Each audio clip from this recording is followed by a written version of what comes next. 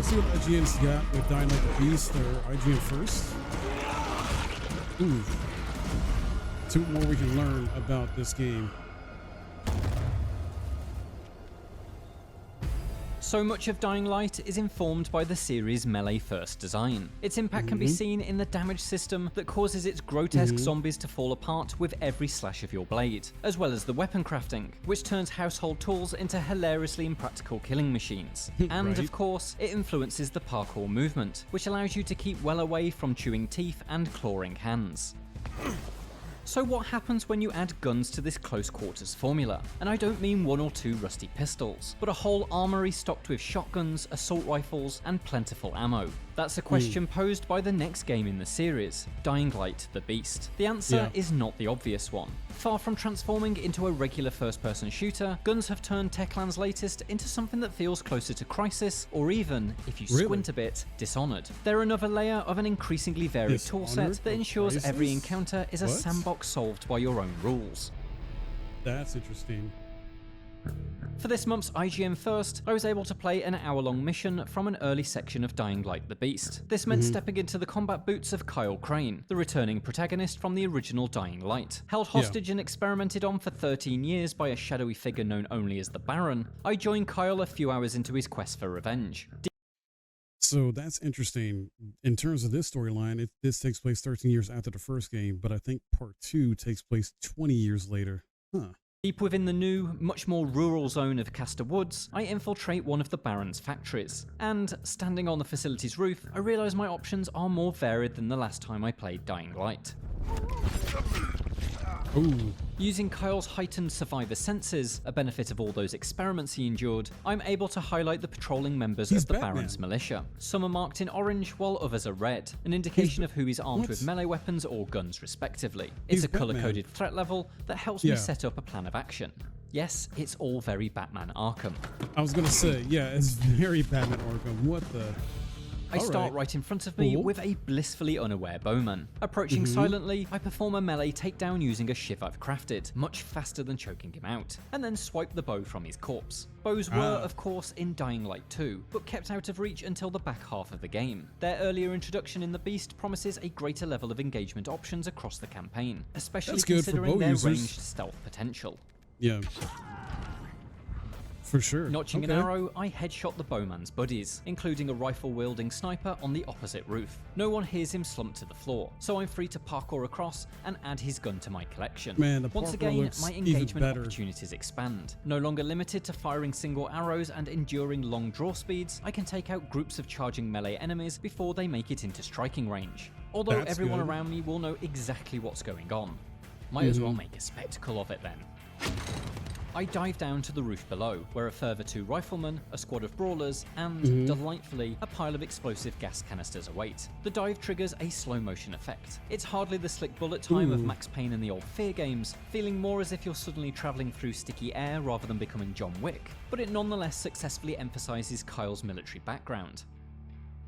Yeah, it's no Matrix though. With this expanded toolkit, Dying Light's encounters have graduated into a space similar to Crysis and Far Cry's sandboxes. Using Kyle's Survivor Sense allows you to methodically remove enemies with guns from the playing field before going toe-to-toe with less dangerous foes. Flowing fluidly from stealth takedowns to silent headshots to shell-sputtering shootouts allowed me greater control over the space than I've come to expect from the typically messy melees of Dying Light 2. Combined with the parkour, which makes a respectable stand-in for teleportation, there's even a little of Dishonored strategy to be found here too, albeit less elegant in execution. My hope is that, beyond the boundaries of this demo, there are encounters that encourage a strong variety of approaches. Definitely, yeah. A reason to be hopeful. As I explore ways. Castor Woods, I encounter a zombie wearing a battery pack that detonates on contact, sending arcing forks of electricity through the horde. Another wears an explosive canister on its back. Just one good shot will turn him and his buddies into barbecue. Talking of seared flesh, I later acquire a flamethrower. It's clear that there are plenty of toys to experiment with, and I hope that Techland is playful enough to use these elements to coax players into cleverly absurd solutions for clearing out the undead and deadly alike. That's cool. I'm not a big flamethrower guy myself. I rather like shotguns, grenade launchers, you know, explosions. I like that. Not flamethrowers, but this is pretty cool. It's worth noting that Techland has upped its game when it comes to stealth too. The bow, Okay. shivs, and tools like throwing knives are naturally all very good at silently dispatching human opponents, but there's now a method for quietly avoiding zombies too. Taking more than a few pages from the Walking Dead's book, you can now smear yourself in undead guts in order to mask your human scent, and then casually walk through Really? the horde. It's a simple stealth tool, but one that's incredibly That I did evocative not of the know. fiction Dying Light revels in. Wow. Ooh, right in the head. Right in the head. But Kyle isn't special because he can use a gun or take a bath in a zombie's insides. Those aforementioned experiments have turned him into the titular beast. It's a Yeah. similar backstory to that of Aidan Caldwell, the protagonist of Dying Light 2. But where Aidan's infection gave him some zombie-like superhuman abilities, Kyle has become something much closer to a leaping wrecking ball. Triggered at will after taking and dealing enough damage to fill a meter, Beast Mode allows you to tear regular enemies apart with gory animations akin to Doom's glory kills. A thunderous ground pound violently throws foes to the seven winds. Using it indoors is effectively a screen wipe attack, sending zombies splattering into the walls and ceiling. All this came in handy against the demo's final boss, a So beast mode, I guess as they're calling it, looks more akin to something like a fury mode, almost like Wolverine's like rage mode in a sense, or like kind of like you're hulking out, I guess, but not exactly to that full extent. Huh. Crazy. It's kind of crazy or funny they didn't go even more like over the top with it. I don't know. Then again, this is just initial look at it. It could be way better as you like build it up, level it up or unlock new abilities, things like that. into the walls and ceiling. All this came in handy against the demo's final boss, a towering chimera zombie known as a behemoth, which is capable of hurling engine blocks and concrete boulders across the arena. The behemoth has a number of easily recognized attack patterns, but the challenge is in its resilience, as well as the number of minions that shamble after you. With beast mode engaged, I was able to easily clear those mobs and inflict big damage spikes against the boss. But as much as going toe-to-toe with another beast is good fun, I'm actually more interested in the utility aspects of Kyle's mutations. Techland tells me that playtesters have used Beast Mode's extended leap ability to bypass entire parkour challenges, and so it's the unconventional use of these abilities that promise to join the likes of guns and camouflaging yourself with guts in ensuring that the beast feels like a meaningful upgrade over its predecessor. Did Fair. you manage to kill it? Yeah. The scope of this demo was pretty limited. In fact, it was largely a playable version of the hands-off presentation I saw at Gamescom last year, and so there is almost certainly more to see in time. But being able to wander around this small slice of the world on my own time allowed me to enjoy some of the smaller details. The world feels like a substantial upgrade over Dying Light 2. Not so much in That's level good. design, although much of what I liked about the Old Town section of Villador returns, but in atmosphere. The new weather effects Okay. system is exceptional, with storms drenching the landscape in heavy rain and winds whipping trees, bushes and long grass into a frenzy. Kyle, Okay, it's getting that's dark. awesome. Careful around the So it's night definitely creeps much and better than volatiles. Dying Light 2, at least atmosphere And when the some sun other aspects. sets, the light really does die. It's nearly impossible to see during the witching hour, forcing you to Nice. sparingly use your flashlight to navigate between the patrol paths of the much more difficult nighttime terrors. Longtime fans who pine for the scarier nights of the first game should hopefully be well catered for. Oh yeah. Oh yeah.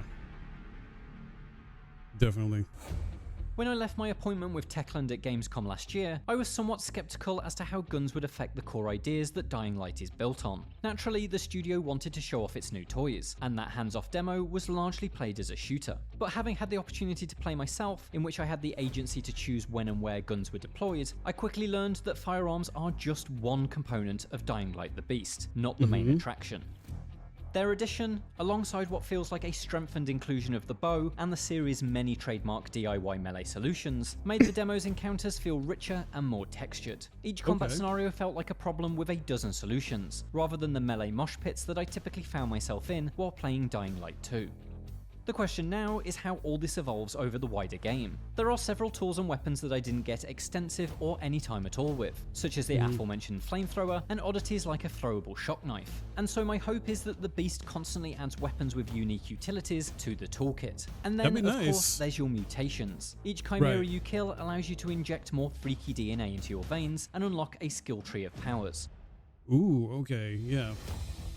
I can only hope that the further down those branches you go, the more wild your ability set becomes. And provided the Same. campaign continues to offer up interesting challenges that encourage the use of both abilities and tools, then I think The Beast could be a much more interesting sequel than it initially appears to be.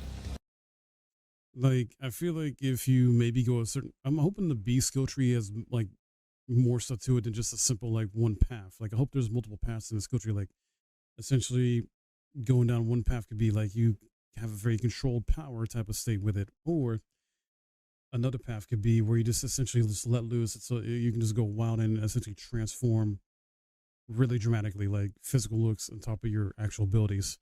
I don't know. We'll see. For more from Dying Light the Beast, check out our extended. All right, that's it. But yeah, I'm hoping it's really good. It sounds like it's better than Dying Light 1 and 2 overall, but there's still obviously some same stuff to it. It's like Far Cry, it's Crisis, like it's gonna be a bit like Dishonored, but I guess not as polished in some aspects, so that's fine. A lot of new details, a lot of cool stuff where you can upgrade your B skills. You essentially can cover yourself in the zombie guts, like Walking Dead style. That's very cool. I did not know that. I already did a video on some details on this already, and we just learned a lot more. So I'm definitely looking forward to this a bit more. I do love zombie games. The game itself is not the issue as far as me wanting to enjoy this game. So definitely we'll see about picking this up. I got to go through Dying Light 2 though at some point, but we'll see. Let me know what you guys think in the comments below.